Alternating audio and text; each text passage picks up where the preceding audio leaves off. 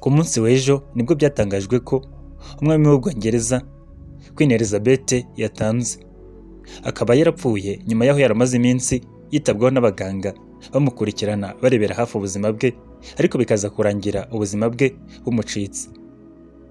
Nyuma y'uru rupfu haribazwa ibiri bukurikireho ndetse n'uburyo imihango y'ibwami yateguwe ku buryo izagomba gukurikizwa kugira ngo umurambo cyangwa umugogo w'uyu mwamikazi ubashe gutabarwa ndetse hibikwe n'undi mwami w'Ubwongereza. Ibinyamakuru bitandukanye byandika inkuru zo mu Bwongereza nka BBC, Politico byinshi byagiye bivuga uburyo imihango yo gutegura ikiriyo cy'uyu mwamikazi iri bugende ndetse no gutegura uburyo agomba gusimburwa nabyo bizagenda kuko byari byarateguwe kera. Hari uburyo bwateguwe ugomba kuzagenda mu gihe umwamikazi yagombaga gupfa, aribyo bise London Bridge. London Bridge yari kode y'ibanga yagombaga gukoreshwa mu gihe umwamikazi yabaye ashizemo umwuka. Ikaba ari kode yagombaga kubwirwa uhagarariye inteko ishinga amategeko ndetse na Premier Ministre w'Ubwongereza buriho ubu ngubu yitwa Liz, akaba ari Premier Ministre w'Ubwongereza umaze iminsi yemejwe kuri uwo mwanya. Iyo akaba ari kode yamubwiwe imumenyesha ko umwamikazi w'Ubwongereza amaze gushyiramo umwuka. Ako kanya rero imihango igahita itangira.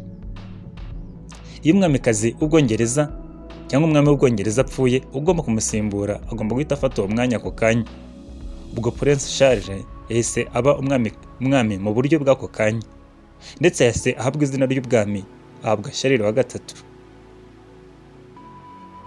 Imihango y'ubwami igomba gukomeza ndetse ibikorwa bya leta bimwe na bimwe nk'inzego za leta bigomba guhagarara. Ikinyamakuru cya BBC kigomba guhagarika porogaramu zacyo cyane cyane izizamo amakomedi ndetse n'ibindi byo gusetsa abantu. Isoko ry'imari n'imigabane mu Bwongereza naryo rigomba guhagarara ndetse bagomba gukora ikiriyo cy'iminsi 10. Nyuma y'iyo minsi 10 nibwo bazategura uburyo umurambo wa Elizabeth ugomba gushyingurwa.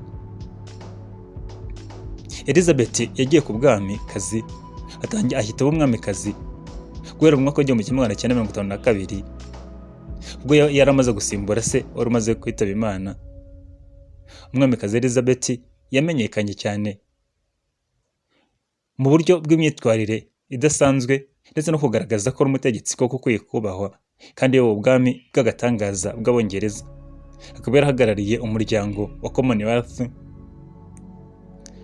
uhuriramo ibihugu byahoze bikolonizwa n'Ubwongereza. Yari umugore ufite ijambo ndetse wubashywe hirya no hino ku isi. Abategetsi batandukanye ndetse n'abandi banyacyubahiro bagiye batanga ubutumwa bwo kwihanganisha umuryango ndetse banagaragaza uburyo uyu mwamikazi yari afashwe ndetse n'uburyo bamubonaga mu bitekerezo ndetse ko n'uburyo bamwubahaga. Nyuma yo kumushyingura hazakomeza imihango itandukanye yo kugaragaza umwami Charles ndetse no kumenyesha rubanda.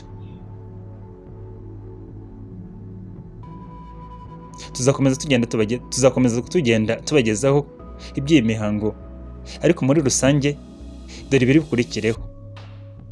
Ubu ngubu ibendera ry'Ubwongereza ryamanuwe ndetse hagomba guhita hakorwa andi mafaranga mashya akuweho ifoto y'umwamikazi, ahubwo agashyirwaho ifoto ya Prince cyangwa umwami Charles. Ndetse ibikorwa byinshi bya leta bigomba guhinduka, ibindi bikabara igihe runaka bidakora bitewe n'uko bagomba kunamira ndetse n'uw'agaciro uyu mwamikazi. Imihango yo kumushyingura igomba kuzakorwa aho umugogo uzazanwa mu nteko ishinga amategeko mu nzu ikoreramo, hanyuma abantu bagera ku 200 bakazagenda basezera kuri uwo murambo, kuri uwo mugogo w'uwo mwamikazi mbere yo gushyingurwa, ndetse akaba aribwo azamurikirwa rubanda bamusezeraho bwa nyuma.